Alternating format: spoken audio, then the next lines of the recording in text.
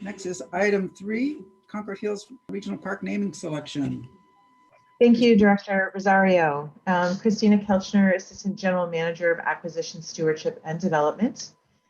The purpose of this item for the committee is for the committee to consider a name for the future regional park at the site of the former Concord Naval Weapons Station. As stated in the staff report provided to the board last week, staff recommends that the future park be named Thurgood Marshall Regional Park, home of the Port Chicago 50. This recommendation is based on staff's careful consideration of many possible names and follows years of public engagement that included workshops, surveys, research, conversations with key stakeholders, and substantial and significant input from the local community. The name Thurgood Marshall Regional Park invites an exploration of themes of equality, racial justice, and social protest. Thurgood Marshall is a national figure who advocated for the rights of many communities of people,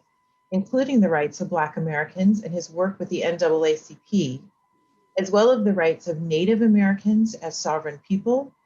and the rights of workers to safe working conditions.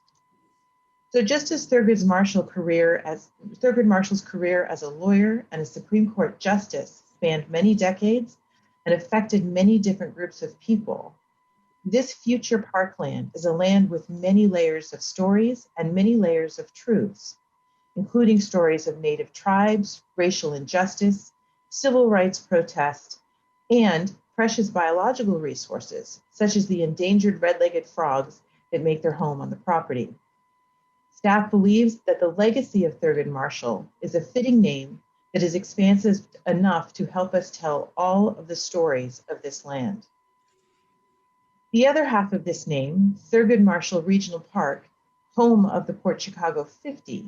has emerged as an important name to honor the history of the tragic explosion at the Port Chicago Naval Magazine, as the base was called when the explosion happened in 1944, and the 50 young men, many of them very young, only 17 or 18, who, in the wake of that terrible explosion, stood up to challenge the US military for unjust and unsafe working conditions, and were unfairly charged with mutiny as a result of their courage to take a stand. The name has also emerged as a significant symbol to the regional Black community, who established a public space where African American history is told, where Black American heroes are celebrated, and where the Black community is truly and explicitly welcomed. And it's in a location where Black Americans were explicitly excluded at the time that the explosion happened by a sign at the entrance to the town of Port Chicago that read, "Negroes not welcome here." Names can serve many purposes: to honor park champions, to create a sense of place, to give the public a sense of what they can expect to experience at a park. One of the most important functions that a park name can serve is to help educate us about the stories of the land, who has lived and worked on the land, what stories have happened there, and the way that the land endures and connects us all.